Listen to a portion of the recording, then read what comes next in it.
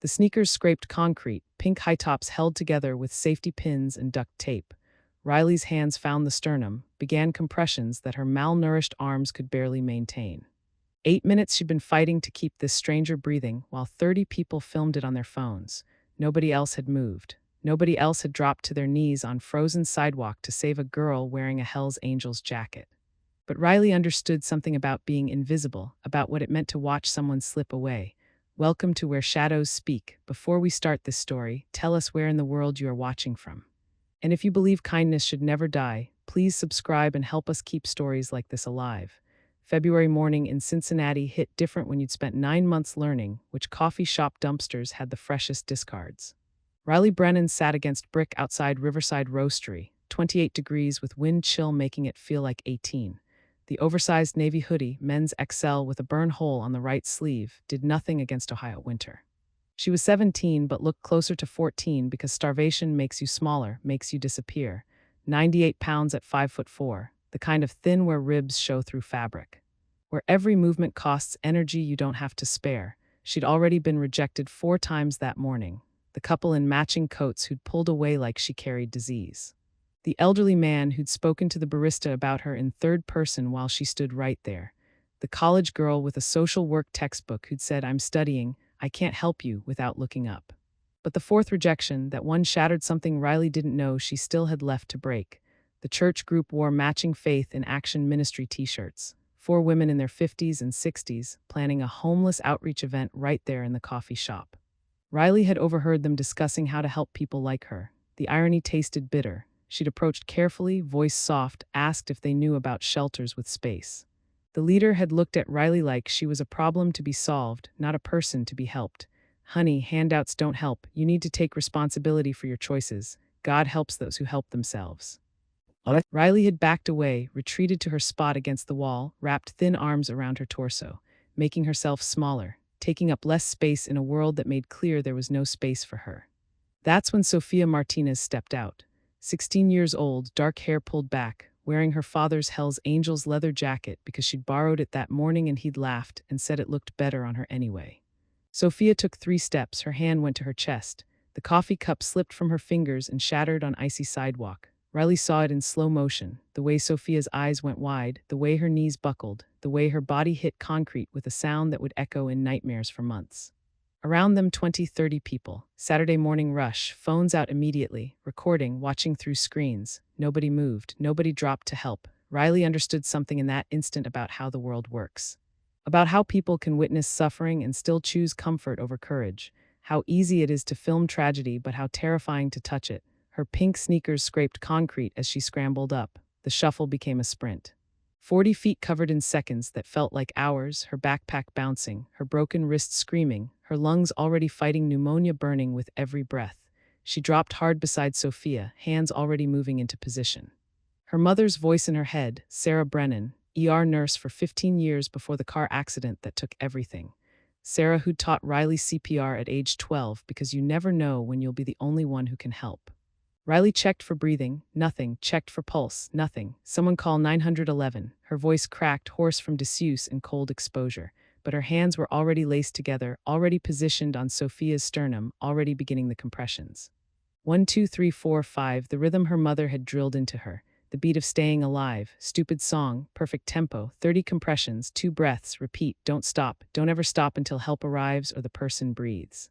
30 compressions at the right depth means your arms burn, your shoulders scream. For someone Riley's size, malnourished, weak, already sick, it meant pushing past limits she didn't have. After 2 minutes, her vision started to blur. After 4, she tasted blood from biting her lip to stay focused. After 6, tears streamed down her face because this girl couldn't die. Couldn't just die while everyone watched. "Please," Riley sobbed, compressions never stopping. "Please don't die, please, I can't watch someone else die." The circle of phone cameras felt like judgment, like spectators at an execution, recording Riley's desperation, recording her failure because Sophia still wasn't breathing. What Riley couldn't see through tears and exhaustion, was one man in the crowd making a phone call. "Reaper, you need to get to Riverside Roastery now, it's Sophia." She collapsed. "Some homeless kid is doing CPR, but just get here fast." Miguel Reaper Martinez was 3 miles away when his phone rang. Road captain of the Hells Angels Ohio chapter, 39 years old. Former Marine Corps medic with 2 tours in Iraq, he was on his bike in 30 seconds. Minute 7. Riley's arms shook so badly she could barely maintain compressions. Her hands, scarred from rope burns, marked with an old cigarette burn on the back of her right hand, were slipping with sweat despite the cold. "Come on," she whispered. "Come on, come on, come on." Minute 8. Sophia's chest jerked. A gasp, wet and desperate. Her eyes flew open, unfocused, terrified but open. Riley sat back, shaking, sobbing, hands covered in coffee stains and sidewalk grit. 8 minutes of CPR. 2 minutes longer than most people can maintain effective compressions. She'd pushed past every physical limit her body had, sirens in the distance growing closer, and then a sound that drowned out everything else, the deep, thunderous roar of a motorcycle engine being pushed to its limits. Miguel Martinez's Harley exploded into the parking lot. He was off the bike before it fully stopped. 6'2", 240 of leather and ink and protective fury. He took in the scene in one sweep, his daughter on the ground, oxygen returning to her body, paramedics just arriving, and this skeletal teenage girl sitting on frozen concrete looking like she was about to shatter into 1,000 pieces. Their eyes met. Miguel had seen wounded people before. In Fallujah, in Ramadi, in field hospitals where boys barely old enough to vote bled out on canvas stretchers. He knew what survival looked like, what it cost. This girl had survived something, multiple things, the kind of things that hollowed you out and left only the core behind. He moved slowly, deliberately, the way you approach something wounded that might bolt. Dropped to one knee in front of Riley, never breaking eye contact. Then he shrugged off his leather jacket and draped it around Riley's shaking shoulders. The jacket was huge on her, warm from his body heat. Smelled like leather and motorcycle exhaust and something Riley had almost forgotten existed: safety. "You saved my daughter's life." Miguel's voice was steady, calm, the voice of a man who'd made promises in war zones and kept them. "You're safe now." Riley couldn't speak, could only stare at this man who looked like every stereotype of danger her entire life had taught her to fear. Tattoos covering both arms, scars across his knuckles. A road name like Reaper that should have terrified her, but he'd given her his jacket, positioned his body between her and the crowd that was still filming, made eye contact direct, steady, unwavering, saw her, actually saw her. Then he did something that broke Riley completely. Miguel placed his right fist over his heart, then extended it toward Riley, palm up, the biker sign of deepest respect, of blood debt. "Thank you," he said. "Thank you for not walking away."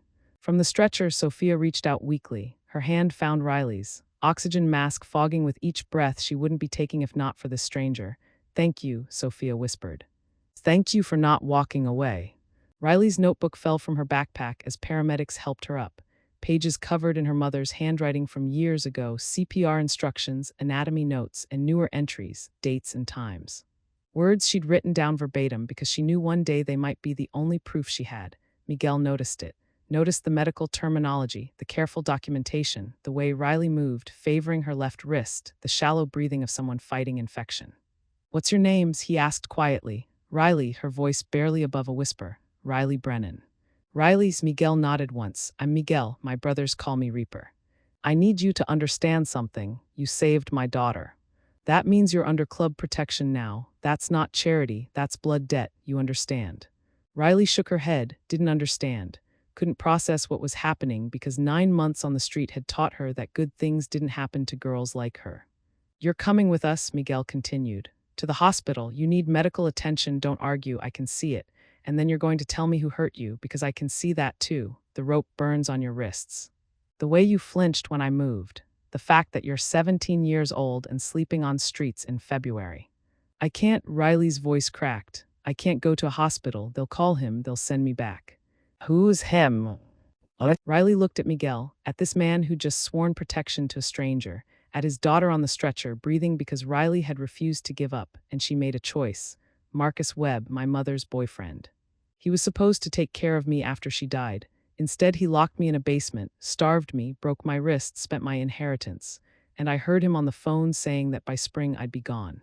That accidents happen to kids on the street." The words came out in a rush, 9 months of silence breaking like a dam. Miguel's jaw clenched, his hands curled into fists, but his voice stayed steady. "How much inheritance?" $180,000 from my mom's life insurance. I'm the beneficiary, but he's the trustee until I turn 18. That's in 9 months. He's already spent most of it, and if I die before November, he gets what's left." Miguel stood, pulled out his phone, and made a call that would change everything. "Priest, it's Reaper. I need every brother within 200 miles at the clubhouse now.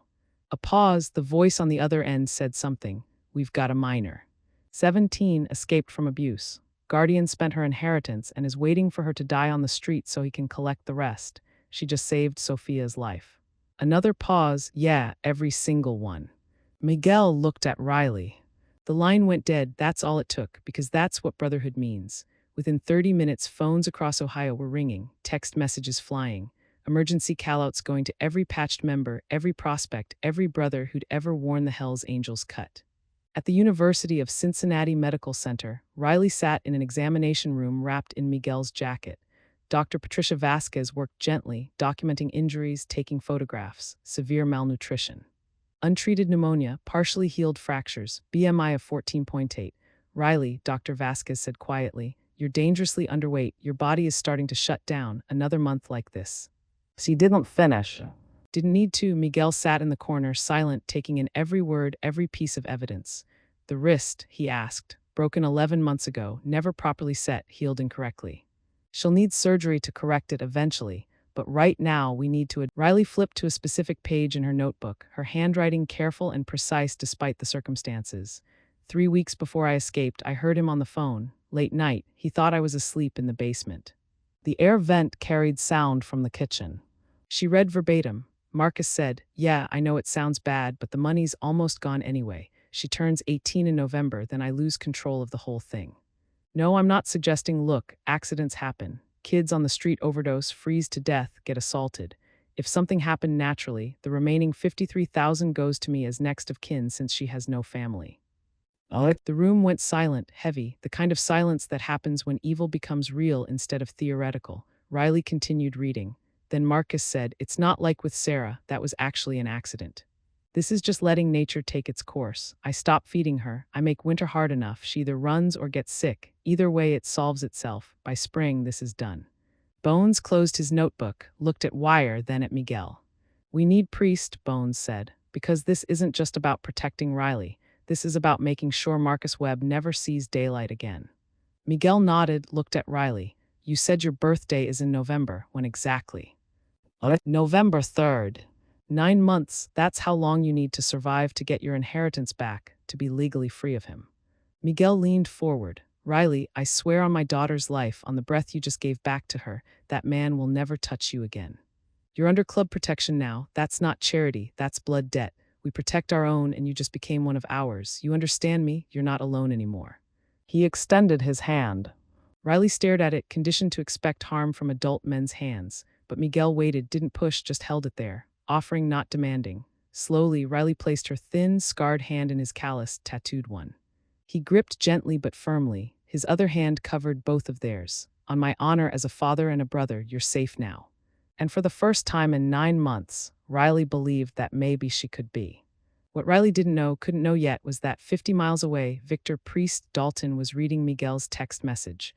The club president, 58 years old, former Army chaplain turned Hells Angels leader. A man who'd lost his own daughter to domestic violence 15 years ago and had spent every day since making sure no other child suffered that fate.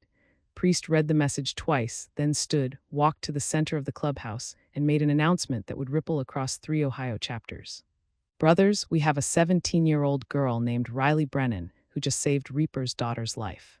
She's been on our streets for 9 months, running from a man who was supposed to protect her. A man who's stolen her inheritance and is actively waiting for her to die so he can keep the money. A man who killed her mother for insurance money and is now planning to do the same to her. The room went quiet. 40 men, all wearing their cuts, all waiting. This isn't a request for volunteers. This is a mobilization. I want every brother from Cincinnati, Columbus, and Cleveland ready to roll by dawn tomorrow. We're going to investigate Marcus Webb. We're going to build a case that puts him in prison for the rest of his miserable life. And we're going to make sure Riley Brennan survives to see her 18th birthday. Priest looked around the room at men who'd fought wars, who'd lost people, who'd chosen brotherhood over everything else. All in favor. For a moment, nothing, just the ticking of the clock on the wall and the distant sound of traffic outside. Then every single hand went up, not a moment's hesitation, not a single dissenting voice. 40 men voting unanimously to help a girl they'd never met, because that's what the word brother really means. By midnight, the text messages had reached every chapter in Ohio. By 2 a.m., brothers were loading into trucks, preparing bikes, making arrangements. By dawn, the largest coordinated mobilization in Hell's Angels, Ohio history would begin. 180 motorcycles, 3 chapters, 1 mission: protect Riley Brennan, destroy Marcus Webb, prove that justice doesn't always come from badges. Sometimes it comes from leather and chrome and men who understand that protecting the vulnerable is sacred duty. And it all started because one homeless girl refused to walk past someone who needed help, because Riley Brennan had learned from her mother that you act when you're the only one who can. That courage isn't the absence of fear, it's choosing to kneel on frozen concrete and fight death for 8 minutes while everyone else just watches. Marcus Webb had made one critical